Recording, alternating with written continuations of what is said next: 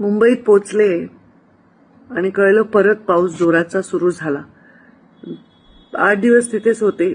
दौरा करायच्या आधी ठरलं होतं गावोगावी जायचं, पण ज्या पद्धतीने कार्यकर्ते बोलवत होते तेव्हा असं वाटलं एकाकडे जा दुसऱ्याकडे नाही जा, कसं करायचं. आणि मग पूर्ण दौऱ्यामध्ये अधिकाऱ्यांचा ताफा माझ्याच मागे, मंत्री आले म्हणून. जी खरी मदत पोचायची, जे पंचनामा व्हायचा, जे कागदपत्र व्हायचे ते राहतील म्हणून फार अगदी ओघाओघाने भेट दिल्या आणि अधिकाऱ्यांच्या बैठका घेऊन त्यांना आदेश दिले की मदतीच्या संदर्भातले, पंचनाम्याच्या संदर्भातले रिपोर्ट तात्काळ पाठवावे. पण मदत, पैसा, अडका हे महत्वाचं नाही. आता तुम्हाला महत्वाचं आहे ते तुमचं मनोबल.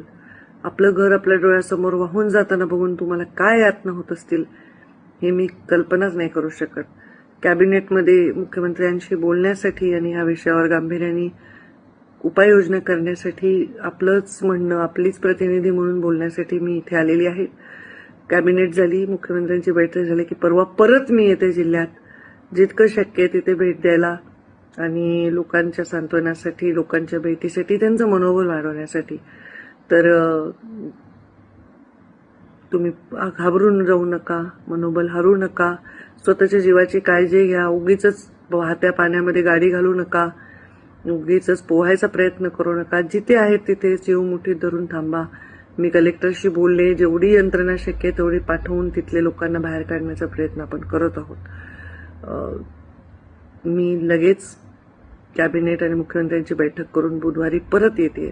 स्वतःची प्लीज काळजी घ्या, प्लीज काळजी घ्या. आज नवरात्रीचा दिवस आहे. माहूरगडला गेले, दर्शन घेतलं, देवीच्या चरणी प्रार्थना करते तुम्हाला कोणतीही हानी होऊ नये.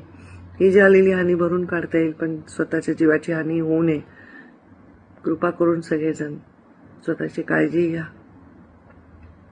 आणि मी परत लगेच येते तुमच्या सगळ्यांच्या साठी, तुमचा धीर वाढवण्यासाठी.